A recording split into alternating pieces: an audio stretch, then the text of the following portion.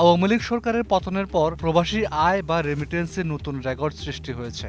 দেশের ইতিহাসে এক অর্থবছরে সর্বোচ্চ রেমিটেন্স এসেছে চলতি 2024-25 অর্থ বছরে। এতে বৈদেশিক মুদ্রার বাজারে স্থিতিশীলতা ফিরছে এবং রিজার্ভের উপর চাপ কমছে। কেসারেন শেকড় থেকে শিখরে। বাংলাদেশ ব্যাংকের হালনাগাদ তথ্য অনুযায়ী 28 জুন পর্যন্ত প্রবাসীরা দেশে পাঠিয়েছেন 30.04 বিলিয়ন ডলার, যা প্রায় 3004 কোটি মার্কিন ডলার। আগের অর্থ বছরের তুলনায় এই প্রবাহ বেড়েছে 26.50%। চলতি জুন মাসে দেশে এসেছে 253 কোটি 92 লাখ ডলার রেমিটেন্স। এর মধ্যে বেসরকারি ব্যাংকের মাধ্যমে এসেছে সবচেয়ে বেশি 161 কোটি 61 লাখ ডলার। রাষ্ট্রায়ত্ত ব্যাংকগুলোর মাধ্যমে এসেছে 55 কোটি 64 লাখ ডলার এবং বিদেশি ব্যাংকগুলোর মাধ্যমে এসেছে 53 লাখ ডলার।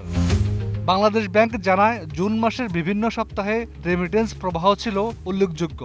অর্থনীতিবিদরা বলছেন, রেমিটেন্স প্রবাহে এই ঊর্ধ্বগতি সামষ্টিক অর্থনীতিতে স্বস্তি আনবে এবং বৈদেশিক ঋণ নির্ভরতা কমাতে সহায়ক হবে। হুন্ডি দমন, প্রণোদনা এবং সহজ ব্যাংকিং সেবা চালু হওয়ায় প্রবাসীরা বৈধ পথে টাকা পাঠাতে উৎসাহী হচ্ছেন। কেসারেন শেকড় থেকে শিখরে।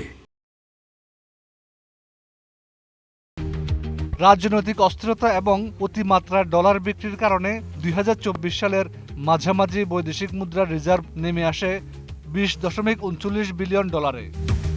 অন্তর্বর্তী সরকারের নীতিগত পরিবর্তন ও ডলার বিক্রি বন্ধ করার সিদ্ধান্ত এই পুনরুদ্ধারে বড় ভূমিকা রাখছে। হাফিজুল্লাহ, 21 টেলিভিশন।